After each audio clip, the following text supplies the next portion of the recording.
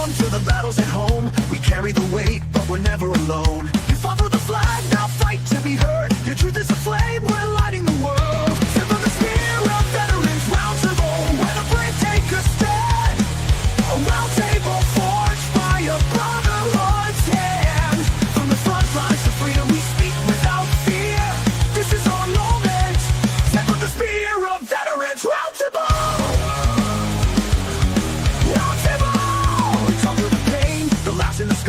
From VA lines to chasing the stars, every voice matters, every wound's real. Every shared truth helps each of us heal. We're not just a podcast, we're a mission, a tribe.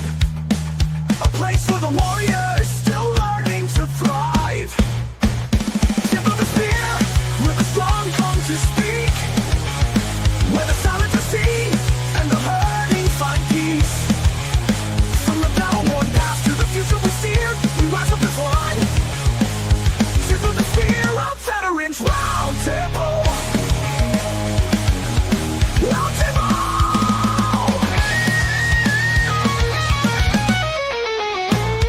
We talk through the pain, the laughs and the scars. From VA lines to chasing the stars. Every voice matters, every wound's real. Every shared truth helps each of us heal. We're not just a podcast, we're a mission, a tribe.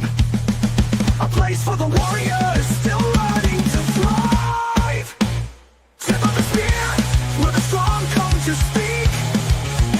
Where the silent are seen, and the hurting find peace. From the battle-worn past to the future we steer, we rise up as one. Tip of the spear of veterans, Roundtable. So here's to the ones who still carry the fight in the dark of the day or the silence of night. We pull up a chair, you're welcome right here. Your story is going, your voice crystal clear. Tip of the spear, where the mission lives on. In the stories we tell and the bonds that are strong. For every lost soul and every brave peer, we echo their names. Tip of the spear of veterans, Roundtable. This is your Veterans Roundtable. Your voice, your fight. Welcome to Tip of the Spear. Welcome, everybody, to Tip of the Spear. Hopefully, everybody's doing all right. Let's go around the table. Brian, how are you today, sir? Brother, I cannot complain, man. It's starting to cool off here in good old California. I say cool off here in the high desert. It's 87 degrees, and it's starting to feel a lot better because it was hitting the hundreds, man, and it was getting super, just blazing, So doing a lot better, and it's been a while since I've been on here, man. So it's kind of nice to be back, and got a little busy with the son being in sports. He started playing baseball, then he ended up making the all-star team, and so we went a little further than we thought we were going to go with it. So nice. Glad to be welcome back. Good to have you back. And we got a new face up top. We got Miss Maria. Welcome to the show. How are you? Hey, I'm Marie. I'm glad to be here. Thank you. I'm excited to be a part of this. I no idea what I'm in for, but it's going to be fun. I am Brian's new co-host on Every Day's a Saturday, USMC veteran with Coffee Talk with Brian and Marie. And I was told that I should come check it out and just have a conversation with you guys. So I'm excited to be here. Nice. We are happy to have you here. DB, welcome back, sir. How are you? I am well, thanks so much, and it's good to see all you guys again, old and new faces, and greetings from nation's capital. So what's the climb like in DC right now? Nothing like you see on TV, and that's the biggest thing that I'll say about it. Yes, there is a guard presence. Yes, there is law enforcement presence. But there's also a lot of things that aren't present, and that's what I really like about it. I haven't seen a single gang of dirt bikes or four-wheelers in 3 weeks. I haven't seen any illegal Vespas running up and down the road like we were just bombarded by. And so the city's actually a lot quieter, and I mean, I'm totally on board with it because it's, while there's probably better things to do with our guardsmen than picking up trash, somebody's got to do it. and the neighborhoods appreciate it. And Nice. Seems to be effective. well, I it is mean, effective. And all these protesters you see on TV, they don't live here. They don't live in the neighborhoods, and they may act like they do, but when I walk up and down the neighborhood with the dog at night, everyone I talk to, they like it, and they especially the older people, the females and stuff. You see people out with their baby carts and stuff again. So if it's sad, but if that's what it takes, that's what it takes, and it's must work because the mayor of Baltimore, he's raised his hand now, and he's like, hey, can I get some help here? Yeah. the same thing living in California. A lot of people think they know what it's like living in California, even though they're not here. They have a lot of speculation of what's going on and all this stuff. And I'm like, I can't believe the amount of misinformation that gets out there. You know what I mean? Because living here, LA County, all that stuff, I see a lot of stuff firsthand. And then you go on the social media platform world and you see all the misinformation out there. It's wild. I mean, it's amazing. I'll see a small gathering of people, voicing their opinion on the way to work, and then I turn on the news, and it looks like it's 4 times that size. The angle of the camera tells everything, and it's like I just drove through there. Hey, it was only like 20 people. That's a whole lot bigger. So yeah, I think the media portrays things way out of grasp. My theory on a protest, if it doesn't make me late for work, then it's really not that big. Yeah.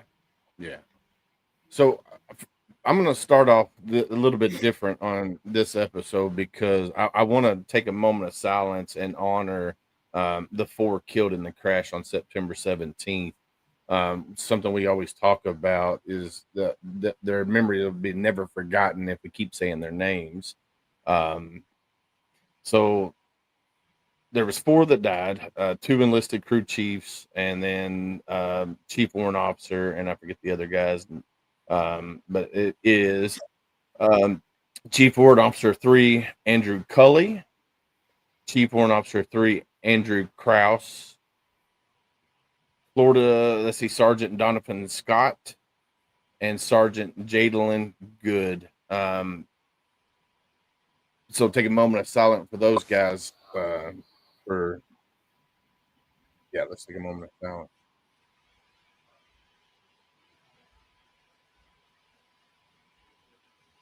All right.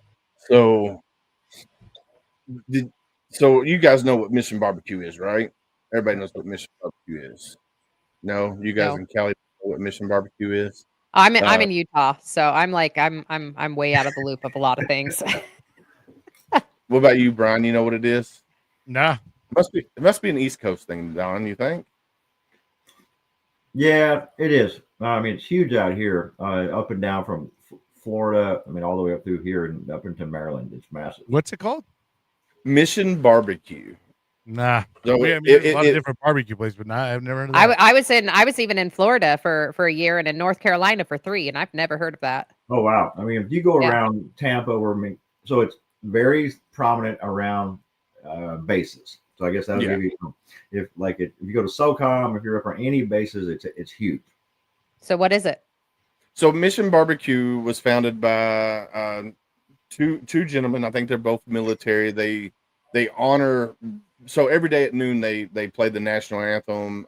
They honor veterans. They do a lot within the community for veterans and stuff like that.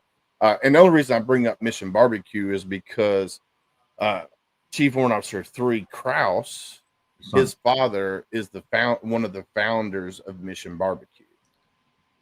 So that's the only reason I bring up Mission Barbecue. If you knew what it was, which is sad, for any time we lose a military personnel, whether it's here or abroad, it's sad. I mean, it's just wrong. That's the price we pay when we sign our name on that dotted line sometimes. But I can only fathom as a father, I got two daughters, one's 18, one is 17. Losing a child, I can only fathom what he's going through at this present moment in time. So I want to. My prayers and thoughts are with all the families at this moment in time. So it's just crazy. I know it's something that we talk about quite a bit on our show on Homefront Sitrep, and I know Rich does with MisFitNation as well. Talk about that their memory will be never forgotten as long as we keep saying their name. So I just wanted to go ahead and throw that out there today. So, all right, Mr. Don Bramer, let's talk. All right. Let's talk about what's coming up December 10th in Washington, D.C. Do you want to talk about that? Well, I will talk about any chance I get. So December 10th is the 9th annual Manhattan's Martinis and Mistletoe Veterans Award Gala. We would have been doing it for more years, but as you know, COVID kind of got in the way, and so we had to take a couple years break. We took a year off last year because of the political climate in DC was just a bit out of hand, and we try to avoid politics as this is a veterans event and not a political event. But it's back. We have finally graduated to a point where the Willard Hotel has offered to host us, which, if you know anything about Washington, it is probably the oldest hotel here in DC. It's right next to the White House. We're completely thrilled to be in their grand ballroom. Nominations are out now. We do this, generally generally an annual event where we recognize the categories change each year, but we recognize veteran leaders or leaders who work with our veteran community and our military community. We encourage anyone that you know or that you want to nominate. We'd love to have you here. We'd love to recognize you. We get a lot of distinguished guests over the years. We've had everything from Mike Waltz, Tulsi Gabbard, Ryan Zinke. If they're a veteran who has served and now serves in the public eye, we get them to attend. We're excited about it. And the cool thing about this event, and something we started, is for every pair of tickets sold, one ticket gets donated to an area junior enlisted or junior officer in the area. And that's one of my favorite parts of this event is the week out. I visit all the bases within the region and I just hand out tickets. And it's so cool to see all these young men and women who really probably don't have it in their budget to go to a black tie event like this. They get to come, bring their wife, spouse, partner, whatever it may be, and just have a blast as we open our doors to share our holidays with them and thank them for what they do. So I got to go in 2019. So you've been David, yeah.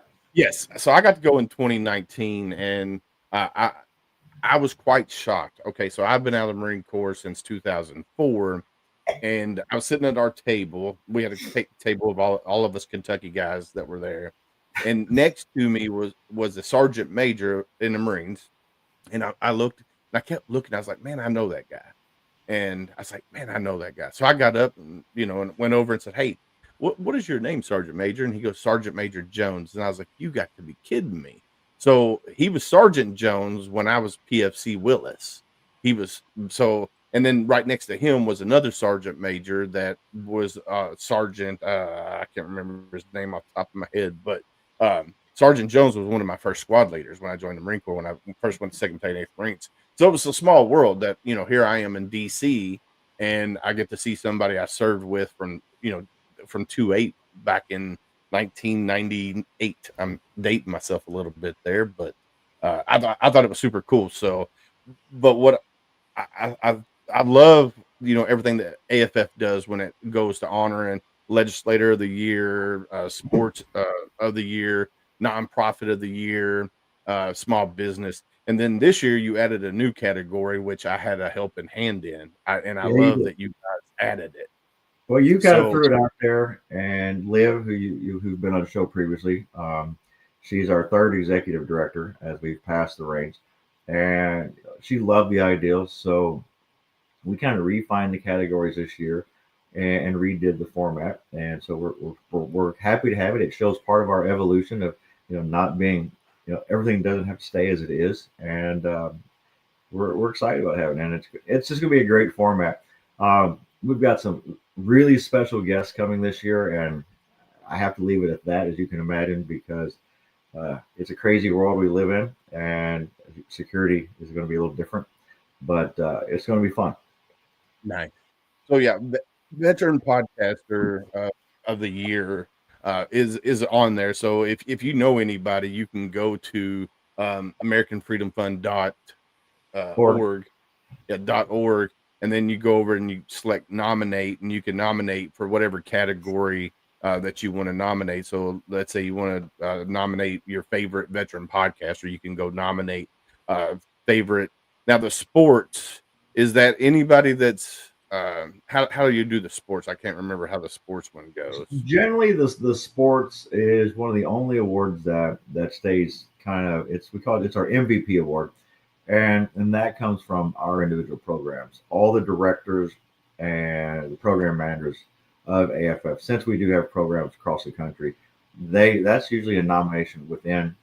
That's the only award that's kind of within where comes from one of the volunteers or primary athletes who support AFF throughout the year, whether it's one of the softball teams, shooting teams.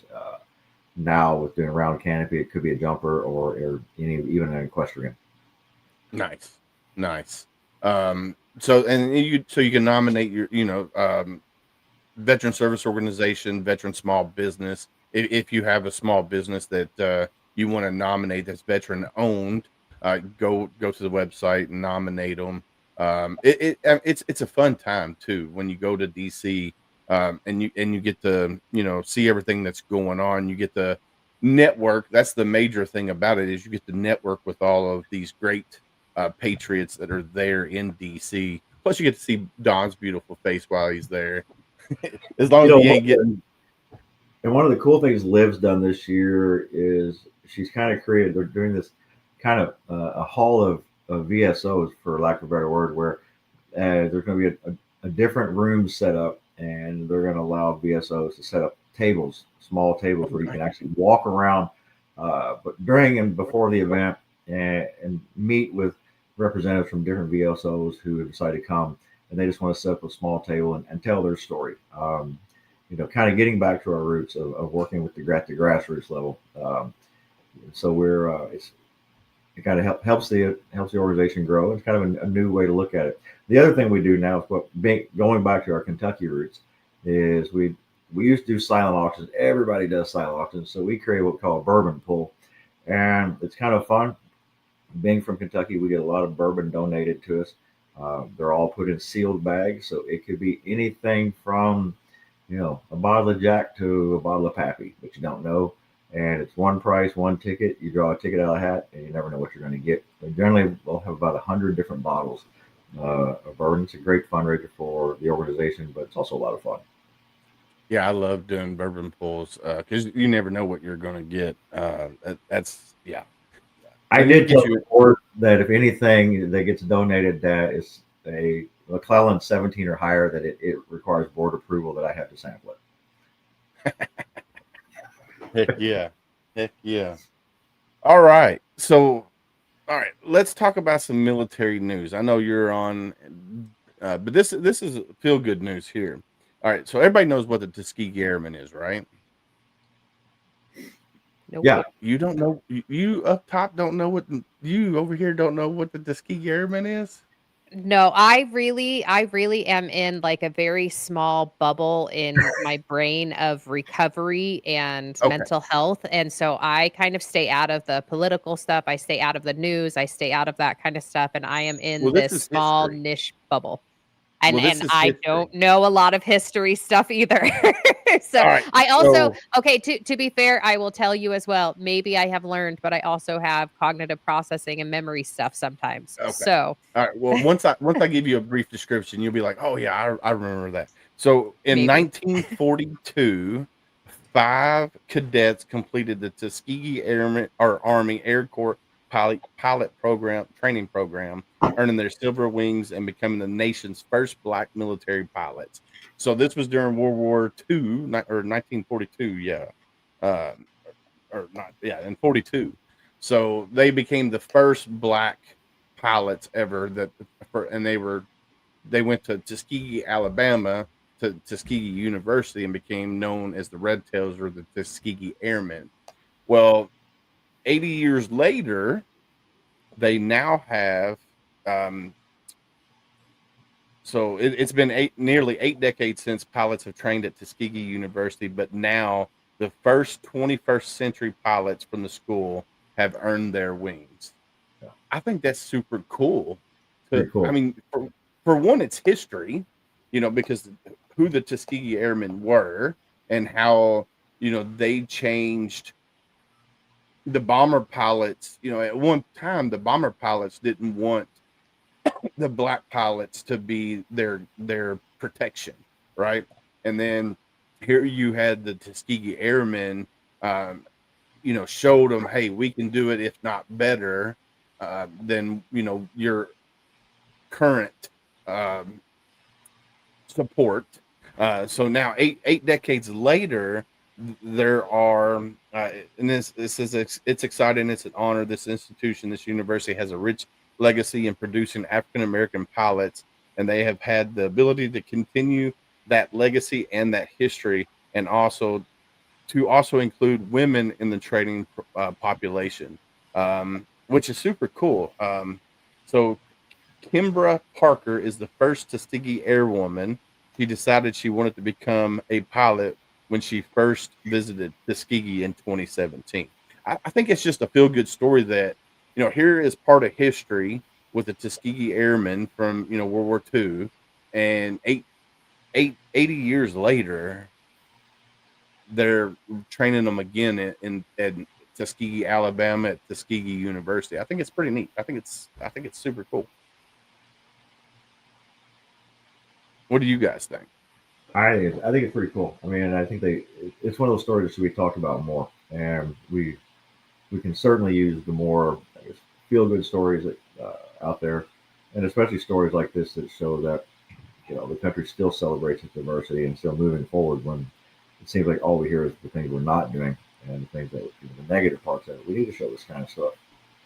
But just goes to show you how the good stuff always gets overshadowed by the negativity. You know what I mean? And unfortunately, it's just been proven that that's what sells. Is those stories. So it's unfortunate that these type of things don't get put out there and are made bigger deals about, because right now we need that more than ever to start pumping in positivity and these kind of great stories and stay in touch with our history, right? And I feel we start to disconnect ourselves from history a lot of times, or don't want to we don't want to remember it. But I think it's important for us as we move forward in life to remember how we got here and all the people that these guys are like the Jackie Robinson. That Jackie Robinson was the baseball. These guys are the Jackie Robinson to the the air world and becoming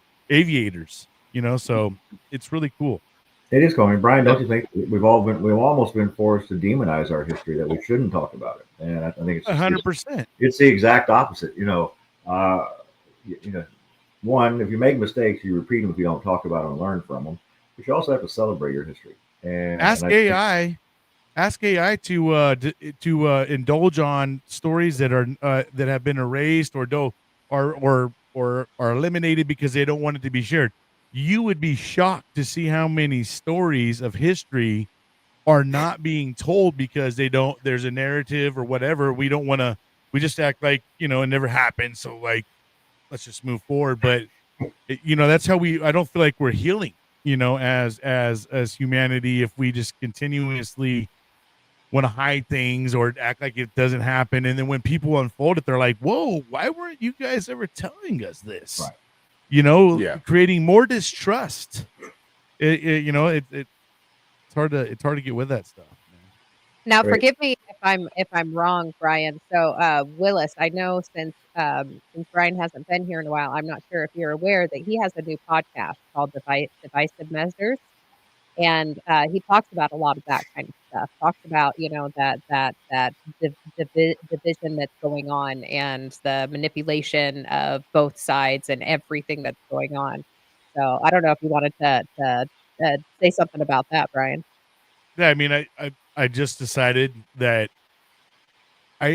divisive measures kept ringing in my head after I kept seeing a whole bunch of things. So I started really man, you know what? Let me kind of look into this. And I was really shocked when I started going down the rabbit hole of division has been put in from the beginning of mankind, and same thing like democracy. Democracy is a system that is created to create division. Just think about it. Throw anything in the system and people will fight about it. It doesn't matter because you want to call it red versus blue or you want to call it green versus this.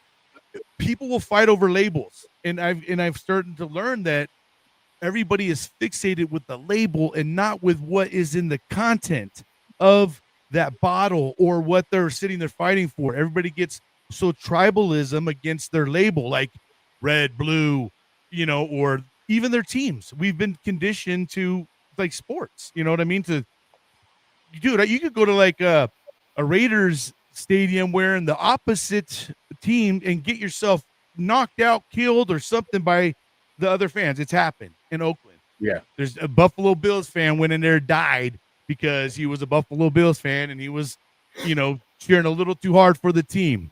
But I mean, that's how tribalism we're getting. People are sitting there. And do you think that the guys that killed that Buffalo Bill guy, like the Raiders, are in, like their loyalty is to those guys and they'll go bail them out because, they got that Buffalo Bills fan. You know what I mean? That's how ludicrous and crazy I think the world is starting to get with, being tribal. So so much more focus on the negative. My whole show is trying to expose the division and trying to show people, hey, don't get so caught up in your labels because you and someone else might actually have a lot more in common, but because now you're so caught up with a label or something else, now you can't even find the commonality with each other. Right. We just watched someone get executed for the way they believed and for what they were speaking for, and because people don't like someone else's what they're saying, doesn't like what they believe, and we got to kind of stop that kind of stuff and not normalize that as a proper behavior, because otherwise we're just going right back to the tribal days and we're going to just slang each other because, you're wearing the wrong color today, so yeah. I mean, I'm sorry I went on a little bit of a rant, but I mean, division is really near and dear to me now. And especially being a veteran who went to go fight, not for the left, not for the right, not for the middle, but for everybody in the United States of America to live freely and to enjoy their freedoms, and for them not to be, judged because they don't believe this or they look like this or they're that way, Yeah. Rich, welcome to the show, sir. How are you? Good. What's going on? We're talking about the Tuskegee Airmen. Well, before Brian went on his little measures there, we were talking about the Tuskegee Airmen, how they are now at the Tuskegee University are training African American pilots again after 80 years of not. So we thought it was pretty cool because it says here that when the program launched last year, it had 19 students. And then now it has nearly 50, and then he hopes in the next 2 years the numbers will double. So I think we were talking about history and then that's where the decisive or being divided come into play, and it was a good little rant there. Basically, he was talking about that idea of. Sorry, he was talking about that idea of that there's not as much of the positive stories that are out there because the divisive stuff, the negative stuff is what's getting the attention. And so it's nice that Willis is bringing up this positive story, and it'd be wonderful if there was more of that in the media. Yes. Even after Charlie was taken out, I think the next day or so, a young man down at Delta State unalived himself, and certain people wanted that to be a white on black crime. They wanted it so bad that they put money into people to say it was, when everyone down there said it was not. It was just the young man had enough and he unalived himself. Yeah, that's the part of that division that we have, and everyone wants something bad to happen to get that high news profile, to get the news away from Charlie. Let's make this a racial thing. Make it go Let's away. go spin our narratives and start pushing agendas. Yeah, it's crazy that people take these opportunities, and turn them into bad things. It's horrible. Like that person lost their life, and now there's a whole other focus on it. Yep.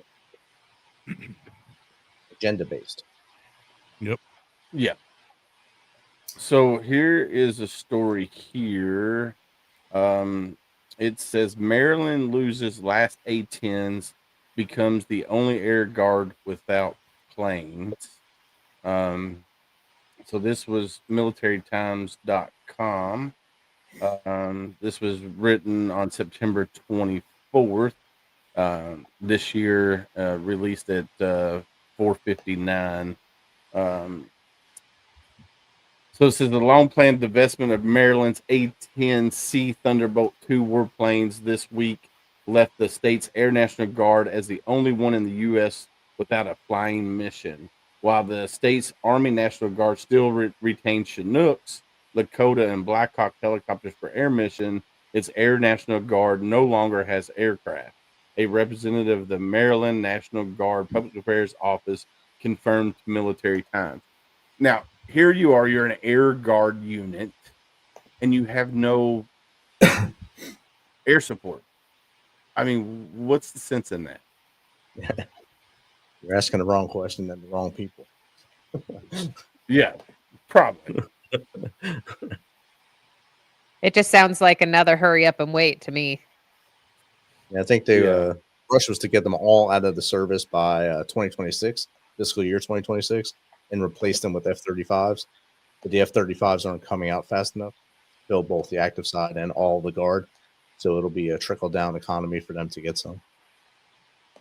So here I'm reading a little bit more into it. So the A-10s, the Warthogs, are being moved to an air guard base in Michigan, the Michigan Air Guard, while the Air Force required the divestment to take place by September 30th. Guardsmen flying the aircraft are expected to complete handover on Thursday. And then it's saying that hundreds of service members previously assigned to the 104th Fighter Squadron will be moved into cyber operations. So it sounds like they're just kind of going away from air altogether. No telling. So that sounds like. Yeah, it sounds like a bunch of snap pooey, if you want my honest opinion. But David, probably a lot of that, that falls upon the governor and the tag. If they didn't fight for it or they want to redefine what their guard is, they generally take that on their own, and that's how that happens. Yeah. Well, so I don't know about our governor here in Kentucky. I don't know much about this guy. So he seems like a good guy. He seems very military friendly to a certain point. But then again, when it comes to the people that he has appointed at KDVA, Kentucky Department of Veterans Affairs, it just seems like that there's some sketchy stuff going on. So, all right, let's see. Rich, you got any good military Army training stories? Training stories? No.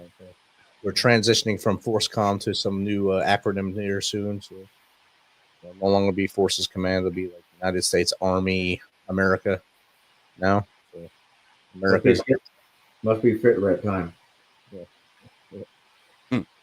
Use the RAM. Every time fit reps come out, everybody got to start updating acronyms so they can get a new bullet. Try to get that new idea. Cool idea. Yeah. Good idea, Ferry. It was going to be called Western Hemisphere, Army of the Western Hemisphere, but changed to USARAM. I just, keep changing letterheads. It's a new acronym. That's the military way. Always doing new acronyms for something. All right, let's see. So, all right, let me ask you this. All right. So how America, we have submarines everywhere. We got naval ships everywhere. This right here says China and Russia conduct joint sub patrols. Should America worry? Should we worry about China and Russia teaming together and becoming close allies? China's been freaking hitting us with drones for years, bro. Off the like, dude, like with subs and everything. I mean, they've been getting really close for years. Same with Russia. They play with us all the time. I talked to several people that been out on the ship. They said that, dude, you'll be shocked the amount of activity from China and Russia.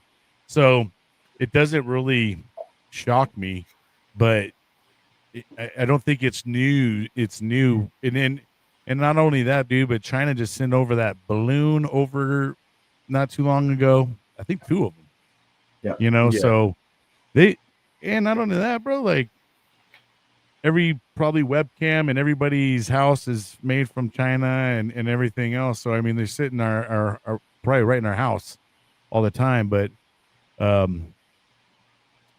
I think we've always got to protect ourselves from they've always wanted a piece of the U.S. Russia's a lot closer to the U.S. than than you could even imagine. So they're always going to be threats, and we do need to be worried because they have a lot of interest here, and we're also selling up a lot of agriculture to the Chinese. Yeah. So I mean, we really got to watch ourselves before we kind of spread ourselves too thin and give ourselves up too much. And Brian, I I thought think it was you'll like see a exercise. movement on the agriculture side. There's a lot of movement on the Hill and here in DC to take that land back, that farmland. They're worried. And rightfully so. But there's new legislation that's going to prohibit Chinese investment in U.S. farmland, and there's also That's a good. lot of individual states. Texas is huge on this, where they're going to actually just take that land back. So I think sometimes it takes bad things for us to finally open our eyes, and I think you're finally starting to see that. Um, you know, Rebuilding our maritime industrial base, we have really, really put that to the side for years. We don't really have effective shipbuilding in the United States, and we've got to Like get in that. Virginia, like Passport, Virginia, and all that. Yeah, I mean, even the Gulf Coast. If you go down the Gulf Coast, there are empty shipyards, and a lot of it goes back to we have demonized that it's okay to have trade skills. Everybody has to go to college and learn about gender studies, and as opposed to learning how to have a trade.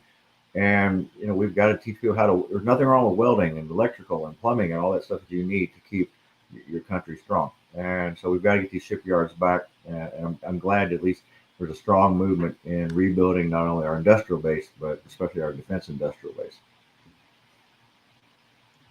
Well, that's good to hear because when I started hearing we started selling land off to China, especially agricultural land, that's alarming and concerning all at the same time.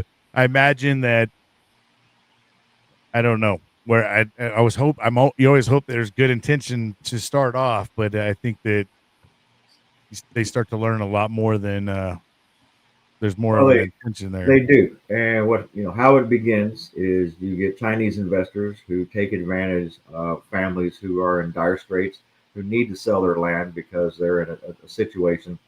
And all they know and all that family thinks about is who the highest bidder is. And they don't, at the time, they don't think about, long-term consequences. They just are trying to get out of a mortgage or get out of financial situations that they're in. And eventually they don't understand that there's a long-term strategy. And if anybody knows the art of long-term strategy, that's the Chinese. They've been doing this for centuries. So is the plan to buy them out? Because I mean, gosh dang, taking it back, I imagine that's going to come with some kind of a backlash, or is it going to come at a price tag at It'll cost likely of the come at a people? price tag. I mean, the first step is just to make sure that, or to create legislation where it can't happen again. So you got to do it. You got to do a full stop first. Yeah, right. You do a full stop moving forward, and then you start to reverse course. And that falls upon a lot of times that falls upon the states, the county clerks through that process. Governor Abbott, he's been huge in trying to make this happen. Also the governors of Nebraska and Kansas are doing the exact same thing. So I know this is going to make me sound really probably idiotic just because I don't know a lot about this stuff. But is there a way, like, I know that they, for like goods, right? They've been setting up like tariffs and stuff like that. Is there a way to put up a like tariff or tax or fee or something on the land for if they are trying to buy the land to deter them from that? They don't want them to buy it in total. I don't think it's. No, I don't even think it's deterring them. It's not even selling it to them. They got to stop that altogether. yeah, I mean, it's if you just prohibit it, and Foreign governments. Mm-mm.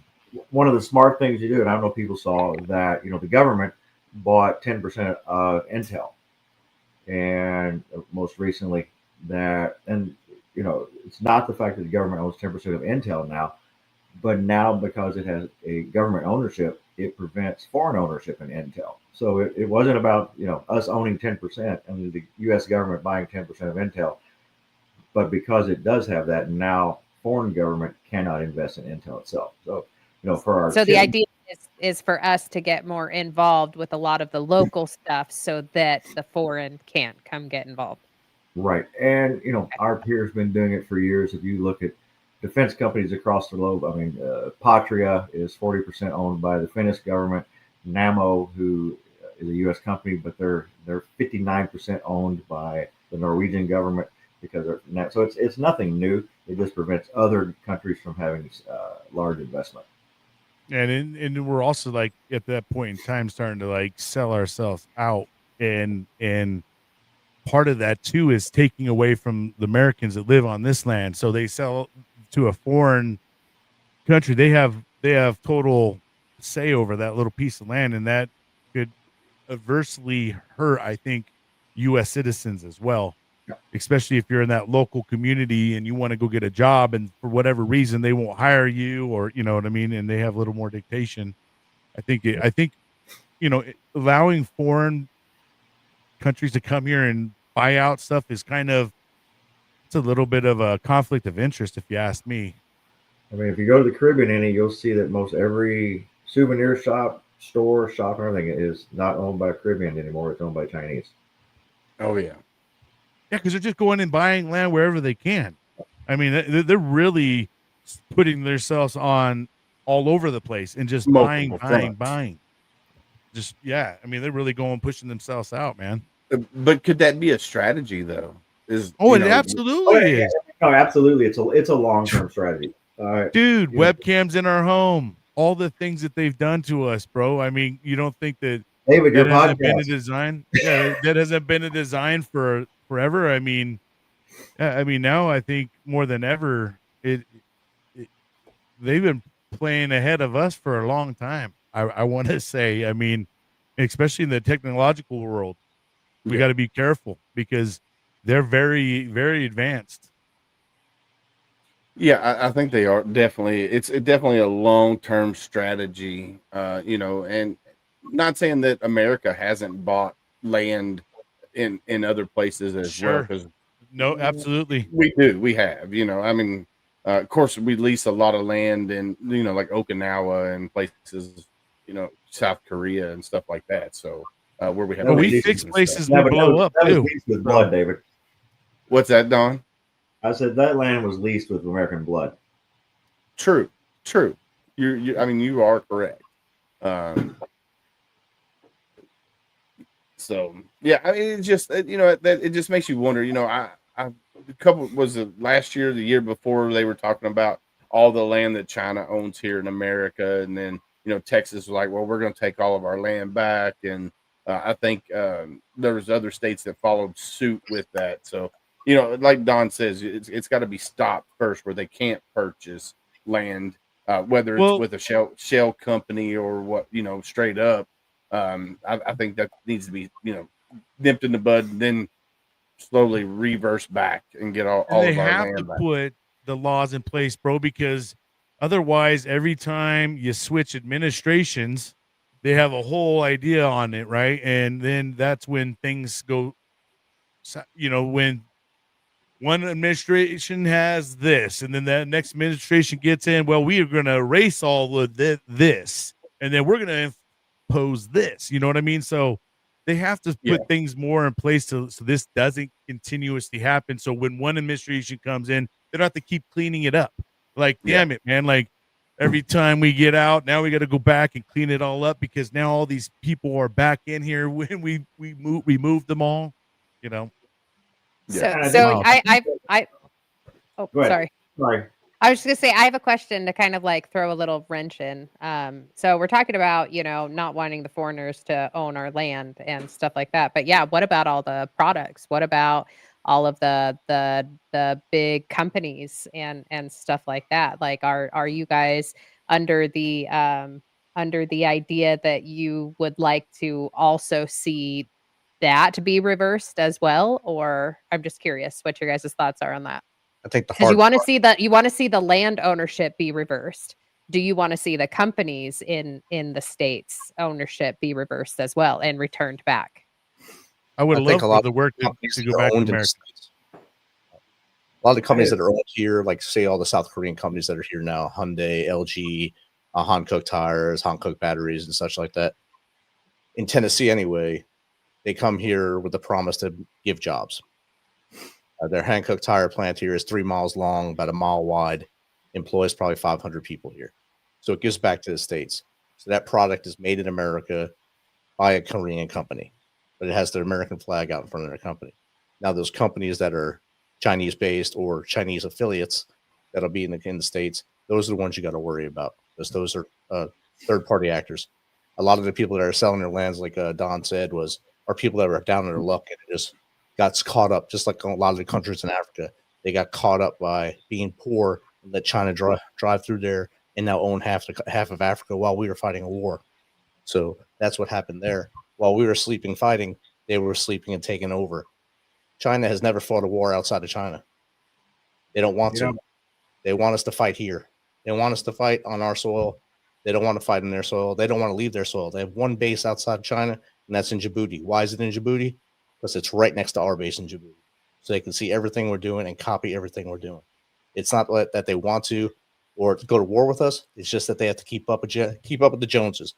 The joint exercises we spoke about, which this whole conversation started on, we do the same thing when we go with Korea or with NATO allies. When we do that, that's in their news. Yeah. When they do it with China or they do it with Belarus, it's in our news to bring that fear factor into everyone. I was in Korea for 3 times, 4 total years. Whenever people were panicking in the States about stuff in Korea, people were drinking in the streets in Korea. They don't care. We care because it's in our face in the news. Brian, I wanted to circle back. You were talking about, a change in administration. And I think that's why you see the governors taking action here so that the states and the local governments aren't affected by the change in administrations because, as you know, in most cases of land ownership, state sovereignty comes first. And I think that's why you see that, and it's not just Texas, but, August, it's not that long. August 27th of this year is when Texas announced, not just China, but Iran, North Korea, Russia, they can't buy Texas real estate. And, not just farmland, but if you were to look in, and I'll take Miami South Beach, how much Russian property ownership would we see in South Beach, or even just anything, cartels, Russia, they're using Miami and these larger cities to launder money. It's not just farmland. It's the United States is a safe haven to plant your cash, and that's what we have to do. It falls upon the states, and that's where we really have to focus. That you're not at the. I think I saw a figure that China now owns 380,000 acres of U.S. soil. So that's just something to think about. That's a lot, man. That's a lot. Yeah, a lot of land, and I think that well, we do have to do something about that. I think that even you raise the risk on selling it in any foreign land because you never know at what point in time could that relationship go sour. It could go sour 50 years from now, and you think it's all good, and then they came over here and just took up all of Midwest. You know what I mean?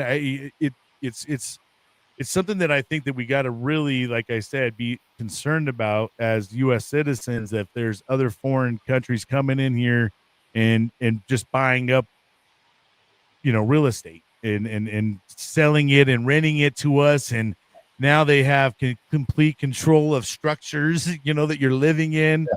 I mean,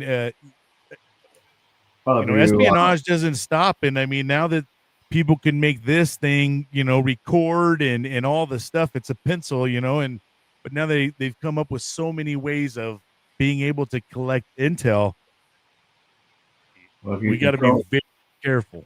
If you control our currency through our bond market, and now you control our food through our farmland, you can strangle us at any time. Oh yeah, for sure. For sure. All right, so I think we're going to hit one more topic real quick. And this one's probably going to touch some heartstrings out there. So this one says, here's the title. And this comes from militarytimes.com. Veterans who lack citizenship fear being swept up in deportations. All right, so this was September 24th, 2025 at 6:03 p.m. by Stephen Groves, the Associated Press. All right, so after serving with the Marine Corps in Iraq, do what, Brian? So they're still pushing this whole thing, I feel like. Yeah. So this says after serving with the Marine Corps in Iraq, Julio Torres has the American flag and Marine insignia tattooed on his arm to show his pride in serving a country he calls home. After post-traumatic stress syndrome, drug addiction, and a criminal charge following his deployment, the 44-year-old has found new purpose as a pastor, preaching a message of freedom to those facing similar issues.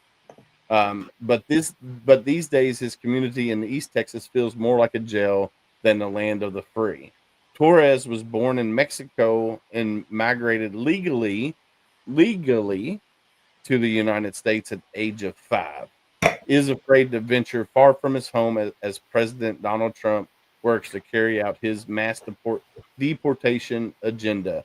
Torres has a green card residency permit and a record of service in the U.S. military, but he was detained by immigration authorities last year under the Biden administration. He fears that U.S. Customs and Immigration Enforcement raids under Trump could only mean more trouble. So here's my question. All right. And this is here. I'll read this to you because there's a little bit of numbers here.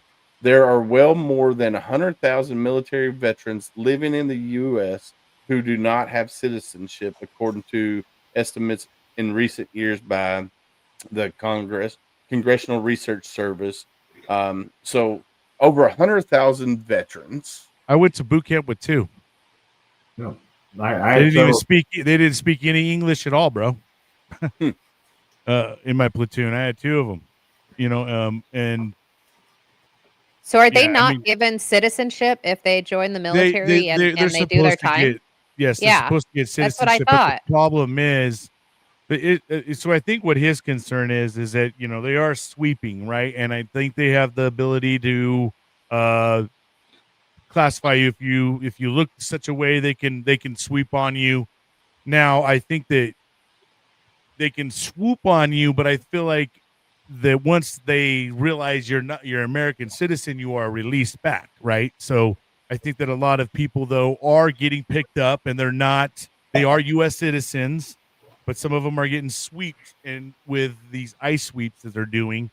And I do find it as a concern for a person who did serve his country and earn their right. I mean, I believe if you came here and you went to go serve for your country, you have earned the right to be an American. I mean, there's you have more right than some people that are born freaking here, right? I mean, there's some of these 100,000 that you just named went off to war and put their life onto it, and some of them didn't even make it home, or some of them are maimed, and like he said, that guy has PTSD and other issues.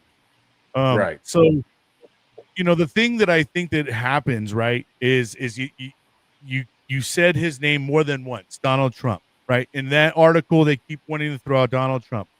Donald Trump isn't the one doing the sweeps. It is the organization. It's the department. So if the departments are making bad decisions and bad choices, those are the people that we need to go at and saying, hey, man, however you guys are handling this is not the right way or whatever. Instead of the fear mongering, trying to slander the name of the president and stuff like that. That's what I see happens a lot. A lot of the fear mongering and oh nope, you've got to be scared no matter what. You have to be scared. Yeah. Because that's the president at the time, or it's very easy for people to keep name dropping, but you got to go to the root of the problem. Is Donald Trump one sweeping? No, he ordered people to take out the people that are here illegally and all that stuff. Now, if they're doing that wrong, those are the organizations that need to be held accountable and that need to be addressed because they're the ones creating the problem. There needs to be an order. There is a problem, bro. There's too many people that have been here illegally. This country was built on legal people that migrated here legally and built up this country, and they did it just like everybody else. They had to pay taxes. They earned their right to be here. Now everybody else is the problem. There's so many people here that have free health care, don't have to go through certain measures that the Americans do, and then we have people, our own flesh and blood, living on the streets. You know what I mean? So it has to be cleaned up, but there's got to be a fine line too, man. We cannot be taking people that were born here. We can't be taking people who serve their country, so we do got to clean that part up if that is what's constantly happening. You know what I mean? Brian, one thing you got to be wary of, and I don't know for you guys if you see it, but you have, here in DC and a lot of large cities, you have MS-13, a lot of other games, they are putting their members in the military to actually learn our TTPs so that they can use them on the streets. So you gotta think about, was this guy, when he was swept up, what was he doing?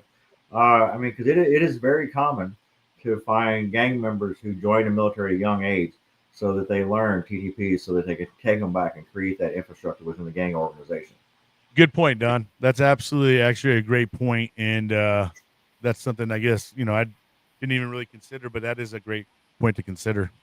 I feel like that would be like super hard to distinguish or to prove, or to weed out. I feel like that'd be extremely difficult. It is because they're in there doing everything and still trying to earn the title. But I do see what Don said. There's a lot of gang members that I even served with that I knew were in there, and and you think they're in there to clean themselves up, but they go right back out to the streets and they just take their training now. And now you got a guy that knows how to, it's marksman trained and stuff like that, and knows how to knock, take someone out. So there is a point, and then you do get concerned about what if you are training the wrong people that are going back to somewhere and like that. So there always poses that question, and then it's also easy for someone to hook back and say, well, I served the country and I did this. But he's not telling us all the horrible things that they did, right? But I also raped somebody and I also did this, they're not going to smear that part, but they're going to hang on the part well, I served, okay, but dude, do you have a rap sheet from hell or what? David, I would always say, one of the first thing you were talking about the article, I wanted to look up the author of the article and which way does he lean, because the power's right. And exactly. And he could take that and skew that. You can make Jeffrey Dahmer seem like a saint that he was just trying to give a place for homeless boys to spend the night. That article definitely, that article name dropped the same name probably 3 or 4 times. Oh, it's horrible. On the point of citizenship. Maria, if you're going to have dark humor, this is the podcast to have it on, right? Yeah. Hey, I was Army 6 years and I grew up with 6 older brothers. I've had some dark humor, so I got it. All right, Rich, what do you got, bud? What do you got, Rich? So to go all the way back to saying that they're automatically given citizenship, they are not. It is not a guaranteed citizenship once you sign up. You serve honorably, you have an expedited path, but you have to follow the process. If you serve in hostilities, it's an even more expedited path, but you still have to follow the process. You have to do work. So that's the problem with a lot of these men and women. They serve and then they forget that process. They don't go through the other steps. So they still come in through the due process, right? Because everybody's complaining about how people are getting kicked out without the due process. It's like they never came in through the due process. These guys got to go through the due process to become American citizens. They got to check all the blocks that are involved in becoming a citizen. That's why a lot of them go to those classes while we are deployed, and they get the citizenship while deployed. Those who don't do that, they wind up like this young man in this article who got picked up by the Biden administration, which is said in the article, and now he's afraid of Trump. But he got picked up by the Biden administration. But that's beyond the point there.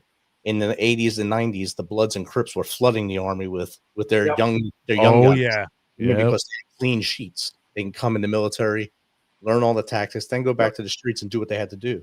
We just had 3 guys here at Fort Campbell from Chicago. They came in the army. They got to Kentucky and Tennessee. They were able to buy guns, bring them right back to Chicago, and that's how they got busted, shipping them all back to Chicago wars up there. They just used them young guys with the promise of, hey, you're going to be in the gang. All you got to do is learn these tactics, keep your clean sheet, and we can use you for all this time until they get caught, and then they're cut off. It's I so think sad we need to start that looking at more of those type of situations and see how much it's happening. Just like, the dude in the Middle East, when we were over there in the Middle East and he freaking threw the nade in the tent and blew up everybody in there because of his beliefs. And, I don't know. I guess we need to maybe look a little bit at some of these at a little bit of a closer measure on about training people that, you think that they come in through such a hard process that they would weed all that kind of stuff out. But I also know that the numbers nowadays are a lot harder to get. So who knows how much they're allowing in now because they're trying to meet quotas and trying to, get them numbers.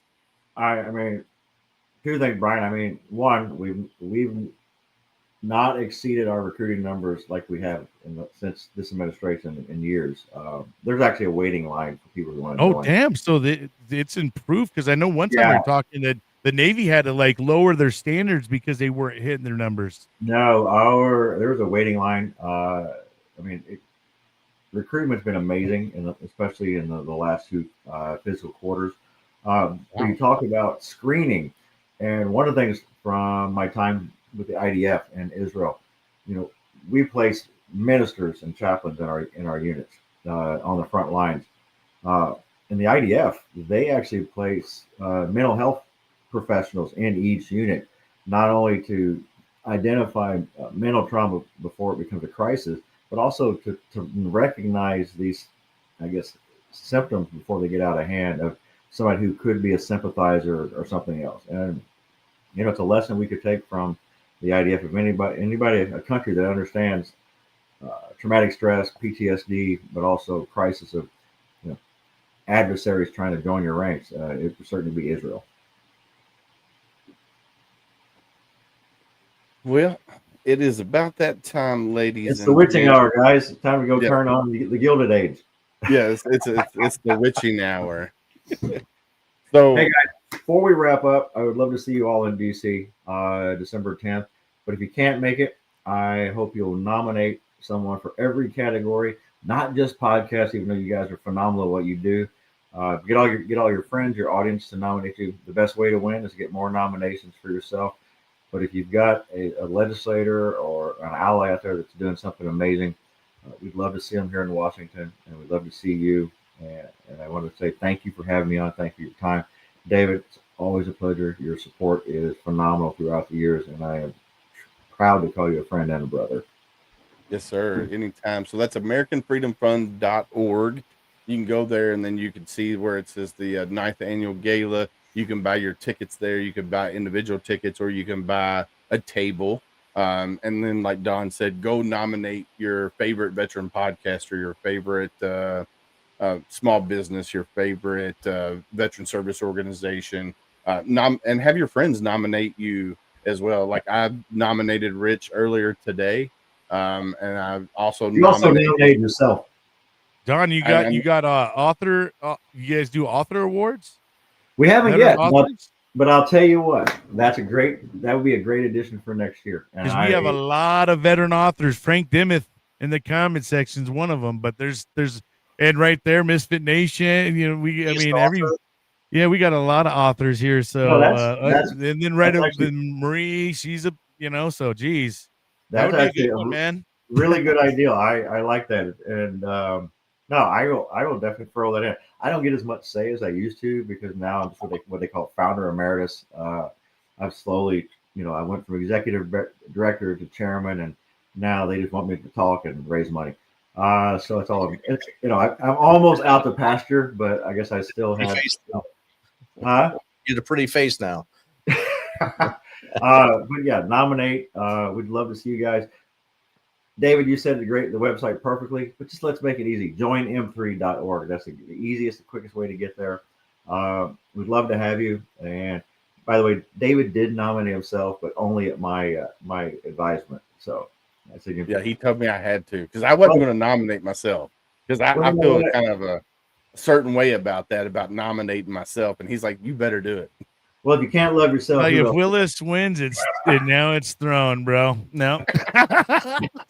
Hey, guys, if I don't see you beforehand, have a blessed holidays. Love everything that you guys do. It means the world to us. And I hope to come back on soon. Yes, sir. Awesome. Thank you, Don. Thank you, guys. All right, guys. Hey, Willis. Yes, ma'am. I was wondering if you guys would allow me to send us off like I do with our podcast with a poem. Would you be okay with that? Sure. So here's what we'll do. We're going to do our closing statements like we normally do. So I'll start with Brian, then I'll do Rich, then myself, and then we'll let you go, and then we'll end the show on you. How about that? Okay. Sound Sounds good. All right, let's do Brian. You're up first, brother. I just wanted to say, hey, thank you for having me on, bro, and thank you to all the brothers and sisters out there for all you done for our country. And if you would like to, go check out Every Day's a Saturday USMC Veteran Podcast. It's on all the different things.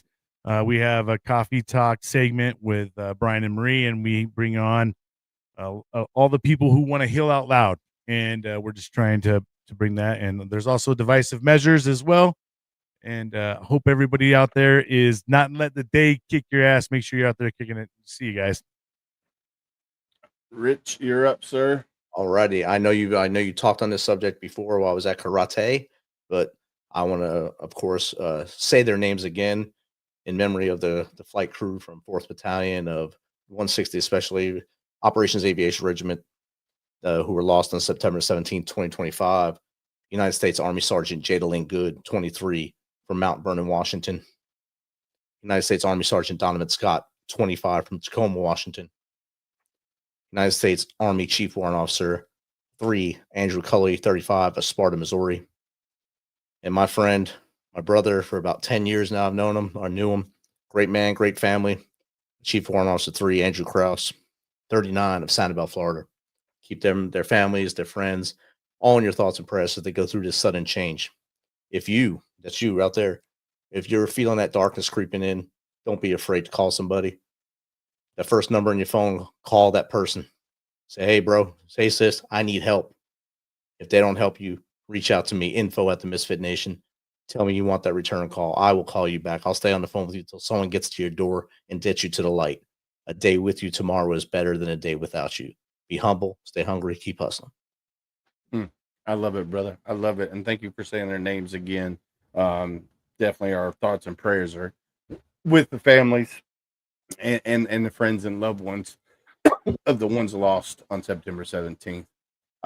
Ladies, gents, listen, you're not alone.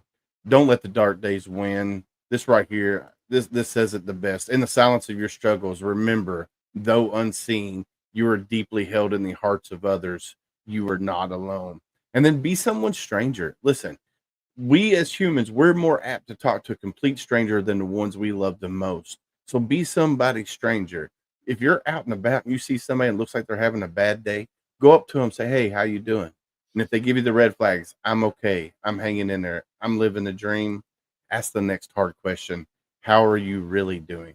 But be ready for that conversation. It could be a 5-minute conversation, could be an 8-hour conversation. You just have to be ready for it. So like we always say on home tip of the spear, stay safe out there. We got your 6. Hey, so I am really glad that I was able to be here, and I was just my thoughts were that I do recovery advocacy as well as doing the podcasting. So kind of what everyone else was saying.